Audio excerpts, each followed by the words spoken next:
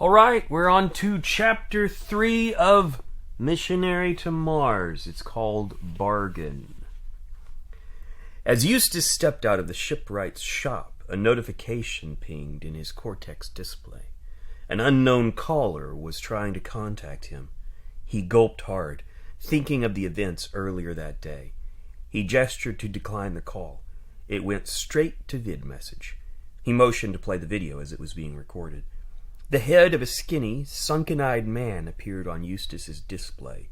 His nasal voice was upbeat and matter-of-fact. Eustace Wade Grimes, this is Chief Logistics General Manager Hexa, AI Assistant to Admiral in the Office of Dissident Management. I'm legally required to notify you that you are registered on GovCorp's Dangerous Dissident Database. A formal manhunt has been initiated. You'll be terminated on capture. As a convenience, we will turn your remains over to reclamation at no extra cost. If you wish to save GovCorp subscribers the expense of hunting you down, you can turn yourself in at the nearest GovCorp facility. If you attempt to evade capture, your case officer will apprehend you at his earliest available opening. Admiral Koenig Strafe has been assigned to your case and will ensure your capture and termination if you choose not to turn yourself in. Your last known whereabouts are recorded as... Let's see. There was a brief pause as Hexa's eyes darted to the data. Ah, there you are. Earth's best shipwright and parts, Houston City. Your assigned case officer is on his way. Hexa lowered his voice as a sycophantic pleasure was present in his words. On a personal note, I've worked for Admiral Strafe for years. He wants you to run. It isn't fun if you turn yourself in. Hexa's voice returned to upbeat businesslike. Okay, that does it for us at the Office of Dissidence Management. Have yourself a wonderful day. The message clicked to black, and Eustace remembered to breathe for the first time in 3 minutes. Admiral Strafe? He knew of Strafe by reputation. Who didn't? Eustace gripped the handle of his duffel bag so hard his knuckles went white. He looked around. Standing a few paces off were Rudwick, Enzo, and Captain Mariana. They were having a heated discussion outside the door of Earth's best shipwright and parts. Under normal circumstances, Eustace would not have interrupted an ongoing conversation, especially one that was proceeding with such vehement urgency. But these were not normal circumstances. Let's get off this rock, Captain Mariana was saying to the others. We'll try that shipwright in Aldrin City Moon. The sooner we're out from under this heavy G, the better. She lifted the bottle to her lips and eased her nerves with the warm liquid. Bezo City be a better choice, Rudwick said. Could go to Flubb's Craft Parts. It'd only be a short flight over to Europa. Flubb's, Enzo said. The only thing you're going to get at Flubb's Parts is a blood disease. Plus, Europa is 657.65 kilometers away at this point. Well, that'd be million. There's a typo. Europa is 657.65 million kilometers away at this point in the orbital. The big man bristled as if each of the kid's words were little daggers driving deep into his skin. Have you been listening? Without the transponder, we won't be able to land at a GovCorp-regulated port. The kid turned to Captain Mariana. But, Cap, we can't make an appearance in Aldrin City either. We don't want a repeat of last time when we were there, do we? We wouldn't survive a second run-in with Mayor Skurg. Maybe no, Rudwick said. What are you talking about, you brainless loaf? I'm relaying unassailable facts here. Maybe it be true, brat, Rudwick said, but you need to learn manners, and I be the one to teach 'em to you. He lifted his metallic fist in the air and looked as if he was going to strike. Hey there, Eustace said, ducking his head and giving an awkward wave as he stepped forward.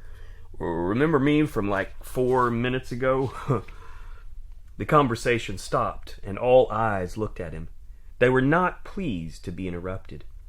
So I'm going to cut to the chase. I need a ride, and from the sound of it, you guys need some help with a busted transponder, he said. I see a kind of providence here. You see, I believe in... Well, actually, I better save that part for another time. But my point is, if you need that and I need a ride, I was thinking... after all... Get to the point, mister, Enzo said. You can do it. One word after the other. Before you know it, you've arrived at some punctuation and everyone has a clue what you're asking. Sorry, Eustace said. I worked for Calm Interplanetary for 5 years, and I can fix your transponder. Eustace pointed to the device with frayed wires in Captain Mariana's hand. Looks like a Galaxy 4 AIS transpondence unit, and if I could just take a look. He reached for it, but she pulled back quickly. Rudwick put a metal hand in his chest and pressed painfully against his sternum. Why are you sweating so much? Enzo asked. He do bear a mighty sheen, Rudwick said. Are you sick or something? Mariana asked. Your hands are shaking. Oh no, Enzo said, covering his mouth. He's got the sickness, and I was talking to him unprotected. I don't have a sickness, Eustace said, as Enzo gagged. The truth is, I have a very important mission. You see, I'm a planter. Looks more like you're a runner, Mariana said. Anyone in such a hurry to get off Earth and has trouble screaming up her... sorry, I messed that up. Anyone in such a hurry to get off Earth has trouble screaming up their tailpipe. You in trouble? No, Eustace said, but then backpedaled. Well, yes, but that's not why I'm trying to get off Earth. He paused and ran his fingers through his hair. It's not, but it is why I'm in such a hurry. I have a very important mission, and if the trouble catches up with me, it's all for nothing. I really need to get off this rock, like right away. That's why I'm sweating. My hands are shaking because my only other plan was to enlist with that fat security brigade recruiter back there, but I just learned that won't work. You guys are my only option, and time is running out. What kind of trouble be to your taste? Rudwick asked. Well, I'd rather not tell you about that. I'd rather tell you about my mission. It's very important, Eustace said. I need to get to Musk City, Mars. I plan to plant some very important ideas. Mariana put her hand in the air. Look, Guy, she said. I'm sorry, but we have our own kind of trouble. We don't need to pile yours on top. Come on, boys.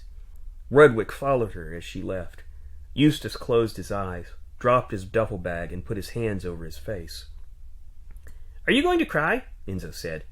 Eustace opened his eyes and looked past the fingers that covered his face. The kid had stayed behind, letting the others go. Do you want to stay here and cry about it, or do you want to get some help? You can help me? Eustace said. Enzo didn't answer, but continued with his own line of thought. Sorry about the captain, he said. She's all business, no heart. Or maybe all heart and no business. I'm not really sure, really, because in this case, she's making the wrong decision. That's probably a no business situation. Anyway, we need our transponder fixed, and we can't get a repair manual to do it.